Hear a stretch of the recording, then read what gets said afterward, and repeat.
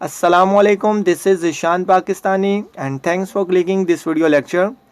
Today we are going to start passive voice tenses course. तो students इससे पहले हमने एक्टिव वॉइस टेंसेस कोर्स को कंप्लीट पढ़ा। अब हम पैसिव वॉइस टेंसेस कोर्स को पढ़ने जा रहे हैं और इसमें हम सीखेंगे कैसे हम पैसिव वॉइस टेंसेस बनाते हैं और इनके पीछे कौन से रूल्स हैं। तो यहाँ पे एक ब्रीफ इंट्रोडक्शन ये है कि हमारे पास कितने पैसिव वॉइस टेंसेस होते हैं। Present indefinite tense passive voice, present continuous passive voice, present perfect passive voice. तो स्टूडेंट्स इस पार्ट में, इस सर्कल में, प्रेजेंट में हमारे पास 3 पैसिव वॉइस टेंसेस होते हैं। इनमें present perfect continuous passive voice नहीं है, उसे यहाँ पे ख़त्म कर दिया गया है और अब हमारे पास प्रेजेंट में 3 पैसिव वॉइस टेंसेस हैं। ये देखें 3, प्रेजेंट में हमारे पास 3 टेंसेस हैं। अब देखते हैं पास्ट में हमारे पास कितने हैं। सेम इसी तरह हमारे पास पास्ट में भी 3 पैसिव वॉइस टेंसेस हैं। Number 1 past indefinite tense, number 2 past continuous passive voice tense, number 3 past perfect. तो प्रेजेंट की तरह यहाँ पर भी past perfect continuous passive voice नहीं है। यहाँ पे भी 3 हमारे पास पास्ट के टेंसेस हैं पैसिव वॉइस में। तो फ्यूचर में देखें कितने हैं। फ्यूचर में हमारे पास 2 टेंसेस हैं पैसिव वॉइस में। वो कौन से हैं जी? Future indefinite tense passive voice एक, number 2 future perfect passive voice. अगर हम इन सब को इकट्ठा करें तो हमारे पास 8 पैसिव वॉइस टेंसेस बनते हैं। तो स्टूडेंट्स इस कोर्स को कम्प्लीटली सीखिएगा और जिन्होंने अभी तक एक्टिव वॉइस टेंसेस के कोर्स को नहीं देखा, नहीं सीखा, वो सबसे पहले उस कोर्स को सीखें और उसके बाद पैसिव वॉइस टेंसेस के कोर्स को लर्न करें। तो इस कोर्स को कंप्लीट करने के बाद 70 to 80% आप आसानी महसूस करेंगे अपने इंग्लिश के लेसन्स को याद करने में। जी तो स्टूडेंट्स हम सबसे पहले प्रेजेंट इंडेफिनिट टेंस के पैसिव वॉइस के रूल्स देखेंगे। कौन से रूल्स हैं जिनको फॉलो करके हम अपने सेंटेंसेस बनाते हैं और ये क्या रोल प्ले करते हैं हमारी डेली कॉन्वर्सेशन में। तो यहाँ पे देखें present indefinite passive voice. Present को शॉर्ट करके लिखा है क्योंकि यहाँ पे स्पेस थोड़ी सी कम है, जिसकी वजह से इसको शॉर्ट करके लिख दिया यहाँ पे present indefinite passive voice tense. ठीक है, तो सबसे पहले हम देखेंगे इसकी पहचान क्या है। पहचान तकरीबन हमारी सेम है, जो हमारी एक्टिव वॉइस की पहचान है वही हमारी पैसिव वॉइस में है। उर्दू फ़िक्रात के आखिर पर ता है, ती है, ते हैं वगैरह आता है। ठीक है, ये हमारी पहचान है, ये इंट्रोडक्शन है। हमारे उर्दू सेंटेंसेस के आखिर पर ता है, ती है, ते हैं वगैरह आता है, बिल्कुल सेम एक्टिव वॉइस की तरह। ठीक है, इसमें कोई भी चेंजिंग नहीं है। आगे देखें रूल नंबर 2, इन फ़िक्रात में helping verb is am are का इस्तेमाल किया जाता है। जब प्रेजेंट इंडेफिनिट टेंस को पैसिव वॉइस में हम चेंज करते हैं तो वहाँ पे हम इज़ एम आर का यूज़ करते हैं एज ए हेल्पिंग वर्ब। तो स्टूडेंट्स आगे कुछ और रूल्स देखते हैं। जी तो स्टूडेंट्स हम यहाँ पे देखें इन सेंटेंसेस में थर्ड फॉर्म ऑफ वर्ब का इस्तेमाल करेंगे। यानी ये हमारे पास फर्स्ट फॉर्म है, ये सेकंड है और ये थर्ड है। इस फॉर्म ऑफ वर्ब को हमने इन सेंटेंसेस में यूज़ करना है। किन में? पैसिव वॉइस के सेंटेंसेस के अंदर। एक्टिव वॉइस में देखें हम कभी फर्स्ट फॉर्म लगाते हैं, कभी सेकंड लगाते हैं, कभी थर्ड लगाते हैं, कभी फोर्थ फॉर्म लगाते हैं। लेकिन पैसिव वॉइस में आपको किसी भी परेशानी का सामना नहीं करना पड़ता, क्योंकि पैसिव वॉइस के तमाम टेंसेस के सेंटेंसेस बनाने के लिए हम सिर्फ थर्ड फॉर्म ऑफ वर्ब का यूज़ करते हैं। तो आई होप ये आपका पॉइंट भी क्लियर है। आगे देखें जी, देखें इज़ एम आर का कहाँ पे यूज़ किया जाता है। तो जिन्होंने एक्टिव वॉइस के तमाम कोर्स को देखा है, पूरे कोर्स को सीखा है, उनके लिए आसान है, उनको ये समझ में आ चुका है कि इज़ हम कब लगाते हैं, एम कब लगाते हैं और आर को कब लगाते हैं। लेकिन यहाँ पे भी हम इसको पढ़ लेते हैं, कब इज़ का यूज़ करेंगे, कब एम का यूज़ करेंगे और कब आर का यूज़ करेंगे। तो स्टूडेंट्स सबसे पहले हमने ये देखना है इसको कब यूज़ करेंगे। देखें जब हमारा सेंटेंस ही, शी, इट या किसी एक नाम यानी सिंगल नाम हो किसी का, तो उसके साथ हम इज़ का यूज़ करेंगे, यानी उसके साथ से मुराद ये है कि उसके फ़ौरन बाद ही is, she is, it is, Naeem is, Ayesha is, ठीक है। ऐसे हमने इज़ का यूज़ करना है अपने सेंटेंसेस बनाते वक्त। आगे देखें, एम को हम हमेशा आई के साथ ही यूज़ करते हैं, आई एम। तो एम आई के अलावा किसी भी और नाउन या प्रोनाउन के साथ नहीं यूज़ होता। नेक्स्ट देखें, आर हम उस वक्त यूज़ करते हैं जब हमारा सेंटेंस यू, दे, वे या प्लूरल नेम से स्टार्ट होता है, तब हम आर का ही यूज़ करते हैं। तो आगे एक दो एग्जांपल्स देखते हैं ताकि आपको क्लियरली पता चल जाए कि पैसिव वॉइस और एक्टिव वॉइस को कैसे पहचाना जाता है और इनमें क्या फ़र्क है। सबसे पहले हम ये रूल देखेंगे, पैसिव वॉइस के जो सेंटेंसेस हैं, ठीक है, इनके अंदर ये देखें ये रूल अप्लाई होता है, इसको हम देखते हैं। इन फ़िक्रात यानी सेंटेंसेस में फ़ाइल यानी सब्जेक्ट मौजूद नहीं होता, और अगर हो भी तो फ़िक्रे के आखिर पर होता है। यहाँ पे देखें, जो हमारे होते हैं एक्टिव वॉइस, उनमें काम करने वाला सब्जेक्ट मौजूद होता है, जिसे हम उर्दू में फ़ाइल कहते हैं, इंग्लिश में सब्जेक्ट कहते हैं। जो हमारे एक्टिव वॉइस सेंटेंसेस हमारे होते हैं, उनमें हमारे पास सब्जेक्ट मौजूद होता है, और सब्जेक्ट किसे कहते हैं, जो सेंटेंस के अंदर काम करने वाला होता है, ठीक है। और इसके अलावा अब हम पैसिव वॉइस को अगर देखें, जबकि पैसिव वॉइस में सब्जेक्ट मौजूद नहीं होता, तो इसकी सादा सी एग्जांपल ये है कि अगर सेंटेंस के अंदर सब्जेक्ट मौजूद हो तो वो हमारा कहलाता है सेंटेंस एक्टिव वॉइस, और अगर उसमें सब्जेक्ट मौजूद ना हो, मोस्टली सब्जेक्ट मौजूद नहीं होता सेंटेंसेस के अंदर पैसिव वॉइस में, तो वो सेंटेंस हमारे कहलाएंगे जिनमें सब्जेक्ट ना हो, पैसिव वॉइस, ठीक है। जिनमें सब्जेक्ट है, काम करने वाला है, फाइल मौजूद है, वो हमारे कहलाते हैं एक्टिव वॉइस। और जिन सेंटेंसेस में ये सब्जेक्ट, ये फाइल मौजूद नहीं है, वो हमारे कहलाते हैं पैसिव वॉइस। तो आई होप स्टूडेंट्स ये पॉइंट भी आपका क्लियर है कि पैसिव वॉइस और एक्टिव वॉइस में क्या फ़र्क है। तो नीचे एक एग्जांपल हमारे पास है एक्टिव वॉइस की और एक है पैसिव वॉइस की, इसको हम देखते हैं। देखें जी, एग्जांपल नंबर 1, आयशा चाय बनाती है। अब देखें, इस सेंटेंस के अंदर काम करने वाला पर्सन, काम करने वाली ये बंदी मौजूद है, ठीक है। आयशा चाय बनाती है, तो बनाने वाला कौन है यहाँ पे, आयशा। इसका मतलब ये हमारे पास सब्जेक्ट मौजूद है इस सेंटेंस में। तो मैंने यहाँ पे बोला कि जिस सेंटेंस के अंदर सब्जेक्ट मौजूद हो, काम करने वाला पर्सन मौजूद हो, वो हमारा सेंटेंस कहलाता है एक्टिव वॉइस। तो अब देखिए, हम देखते हैं इस एग्जाम्पल को, आयशा मेक्स टी। तो ये हमारा प्रेजेंट सिंपल टेंस है, ठीक है, जिसमें हमने आयशा को एज ए सब्जेक्ट यूज़ किया, आगे मेक्स टी, तो ये हमारा प्रेजेंट इंडेफिनिट टेंस सिंपल है। आगे हम देखते हैं पैसिव वॉइस की एग्जांपल। ये देखें, पैसिव वॉइस, चाय बनाई जाती है। अब देखें, आयशा चाय बनाती है। अब चाय बनाने वाले का पता है भाई किसने चाय बनाई है, जबकि हम दूसरे सेंटेंस में देखें तो यहाँ पे देखें चाय बनाई जाती है। अब ये नहीं पता कि भाई इसको कोई लड़का बना रहा है, कोई लड़की बना रही है, कोई बच्चा इसको बना रहा है। अब यहाँ पे देखिए, काम करने वाले सब्जेक्ट का, फाइल का हमें नहीं पता कि कौन है, काम को कौन कर रहा है।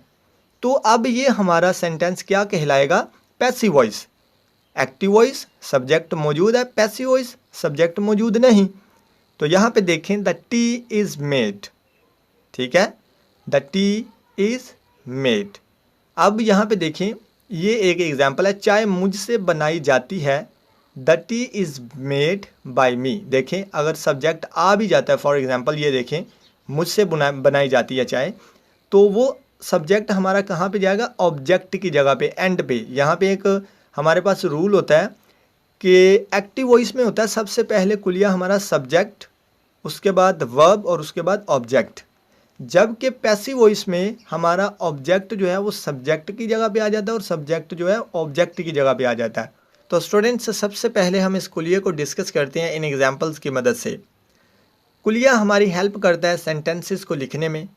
कुलिये को फॉलो करके हम अपने वर्ड्स को पुट करते हैं और अपने सेंटेंसेस बनाते हैं। तो पैसिव वॉइस के जितने भी हमारे पास टेंसेस हैं, इन तमाम में सब्जेक्ट ऑब्जेक्ट की जगह पे चला जाता है और ऑब्जेक्ट जो है वो सब्जेक्ट की जगह पे चला जाता है, ठीक है। और हेल्पिंग वर्ब्स जो हैं वो टेंस के मुताबिक चेंज होते रहते हैं।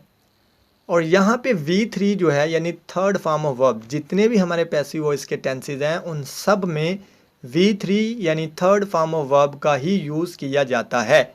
जबकि एक्टिव वॉइस में हम फॉर्म ऑफ वर्ब्स को चेंज करते रहते हैं, ठीक है, कभी फर्स्ट फॉर्म, कभी सेकंड फॉर्म, कभी थर्ड फॉर्म। जबकि पैसिव वॉइस में ये कॉन्सेप्ट नहीं है, यहाँ पे सिर्फ हमने थर्ड फॉर्म ऑफ वर्ब का यूज़ करना है जितने भी पैसिव वॉइस टेंसेज के सेंटेंसेस हैं। तो एग्जाम्पल्स देखते हैं। नंबर 1, अली सेब खाता है।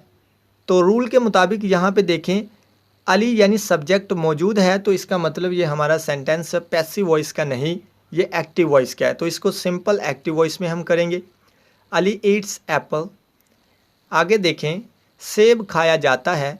तो यहाँ पे देखें इस सेंटेंस में सब्जेक्ट यानी सेब खाने वाला मौजूद नहीं, तो इसका मतलब ये हमारा सेंटेंस पैसिव वॉइस का है। तो पैसिव वॉइस सेंटेंस को बनाने के लिए हम इस कुलिये को फॉलो करेंगे। तो सबसे पहले हम लगाएंगे ऑब्जेक्ट। ऑब्जेक्ट आपको पता है जिस चीज़ के ऊपर काम हो रहा हो, तो काम यहाँ पे किस चीज़ के ऊपर हो रहा है, सेब के ऊपर, ठीक है। तो उसको हम सब्जेक्ट के शुरू में लगाएंगे, द एप्पल। उसके बाद देखें हेल्पिंग वर्ब लगेगा, इज़, एम, आर, इनमें से कोई भी जो हमारा सब्जेक्ट के मुताबिक होगा तो यहाँ पे इज़ आएगा। The Apple is third form of verb, eaten. The Apple is eaten, सेब खाया जाता है। तो यहाँ पे देखें थर्ड फॉर्म ऑफ वर्ब का यूज़ किया, ये थर्ड फॉर्म ऑफ वर्ब। आगे सब्जेक्ट हमारे पास यहाँ पे मौजूद नहीं है तो इसको हम नहीं लिखेंगे। एग्जाम्पल नंबर 3 देखें, सेब अली से खाया जाता है, ठीक है। The Apple is eaten by Ali.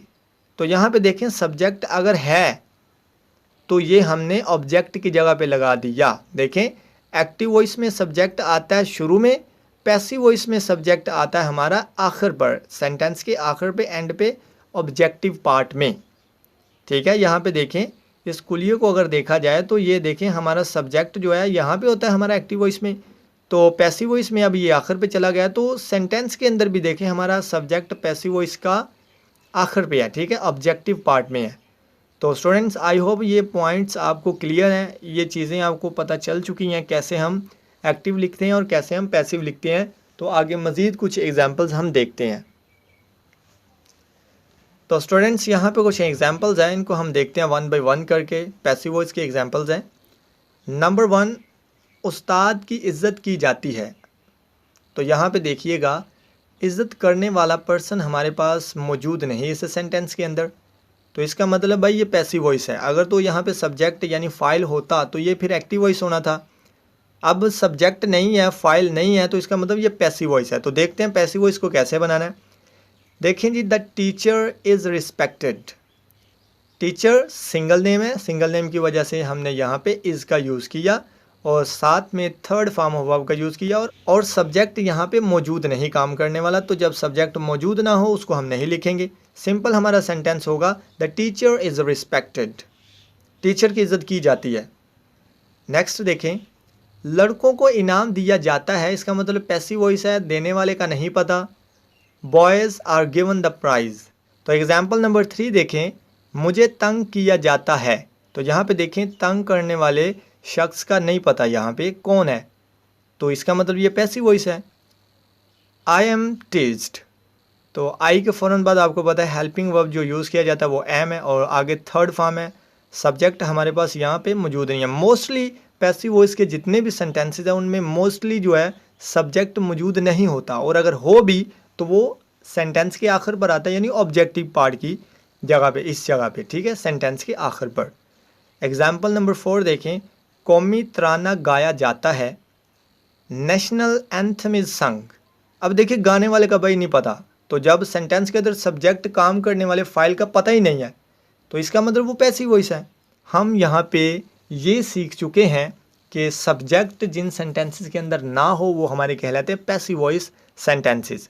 तो स्टूडेंट्स इनकी आगे नेगेटिव एग्जांपल्स देखते हैं, नेगेटिव सेंटेंसेस कैसे बनाते हैं जी। तो यहाँ पे हमारे पास नेगेटिव सेंटेंसेस हैं। सिंपल हमने क्या करना है, यहाँ पे सिर्फ helping verb is, am, are, is, am, are, इनके फ़ौरन बाद हमने नॉट को ऐड करना है और कुछ भी नहीं करना, ठीक है। जो हमारे सिंपल पॉजिटिव सेंटेंसेस हैं उनमें हमने हेल्पिंग वर्ब्स के बाद नॉट को ऐड कर देना, तो हमारे सेंटेंसेस बन जाएंगे नेगेटिव। एग्जाम्पल नंबर 1 देखें, उस्ताद की इज्जत नहीं की जाती या जाती है, दोनों तरह आप लिख सकते हैं। तो यहाँ पे देखें सेंटेंसेस हमारे सेम है, सिर्फ हमने इनको नेगेटिव बनाया, ठीक है, नहीं को ऐड करके। यहाँ पे देखें the teacher is not respected, कुछ भी चेंज नहीं है भाई, सिर्फ नॉट को ऐड किया है, बाकी सेम चीज़ें वही हैं। एग्जाम्पल नंबर 2 देखें, लड़कों को इनाम नहीं दिया जाता, boys are not given the prize. तो एग्जाम्पल नंबर 3 देखें, मुझे तंग नहीं किया जाता, आई एम नॉट टीज्ड या फिर आई एम नॉट वरीड, दोनों तरह आप लिख सकते हैं। एग्जाम्पल नंबर 4 देखें, कौमी तराना नहीं गाया जाता है या नहीं गाया जाता, दोनों ही सेम है। नेशनल एंथम इज़ नॉट संग। तो स्टूडेंट्स उम्मीद करता हूँ ये नेगेटिव पॉइंट भी आपका क्लियर है। आगे हम देखते हैं नेगेटिव एंड इंटरोगेटिव सेंटेंसेस। तो स्टूडेंट्स यहाँ पे हमारे पास है नेगेटिव एंड इंटरोगेटिव सेंटेंसेस। तो सबसे पहले आपको ये बता दिया जाए कि नेगेटिव एंड इंटरोगेटिव क्या चीज़ है। भाई जब किसी सेंटेंस के अंदर सवाल भी किया जाए और इनकार भी किया जाए, वो हमारा सेंटेंस कहलाता है नेगेटिव एंड इंटरोगेटिव। यहाँ पे देखें, क्या उस्ताद की इज़्ज़त, देखें सवाल भी है, नहीं की जाती है, उसके साथ ही यहाँ पे इनकार भी किया जा रहा है। इसको बनाने के लिए क्या करेंगे, simple is am are, simple is am are, इनको हम सेंटेंस के शुरू में लगा देते हैं। देखें जब हम नेगेटिव इंटरोगेटिव सेंटेंसेस बनाते हैं तब भी हम हेल्पिंग वर्ब को सेंटेंस के शुरू में लगाते हैं, और जब हम इंटरोगेटिव बनाते हैं तब भी हेल्पिंग वर्ब को सेंटेंस के शुरू में लगाते हैं। अब नेगेटिव इंटरोगेटिव और इंटरोगेटिव में क्या फ़र्क है कि नेगेटिव इंटरोगेटिव में सिर्फ नॉट को ऐड किया जाता है, जबकि जो खाली इंटरोगेटिव होता है उसमें नॉट को ऐड नहीं किया जाता, ठीक है। तो ये फ़र्क है नेगेटिव एंड इंटरोगेटिव में और सिर्फ इंटरोगेटिव में। जो हमारे नेगेटिव हैं सेंटेंसेस, ये देखें ये नेगेटिव है, इनके हेल्पिंग वर्ब्स को उठाकर सेंटेंस के शुरू में लगा देना, यहाँ पे एम को इधर, ठीक है, इसको इधर, तो ये हमारे सेंटेंसेस बन जाएंगे नेगेटिव एंड इंटरोगेटिव, बस, और कुछ भी यहाँ पे हमने ऐड नहीं करना। एग्जाम्पल नंबर 1 देखें, क्या उस्ताद की इज़्ज़त नहीं की जाती, is the teacher not respected. Example number 2 देखें, क्या लड़कों को इनाम नहीं दिया जाता, are the boys not given the prize. Example number 3 देखें, क्या मुझे तंग नहीं किया जाता है, एम आई नॉट टीज्ड या फिर एम आई नॉट वरीड। तो स्टूडेंट्स उम्मीद करता हूँ आपको ये कॉन्सेप्ट क्लियर है, नेगेटिव एंड इंटरोगेटिव सेंटेंसेस कौन से होते हैं और इनको कैसे बनाया जाता है।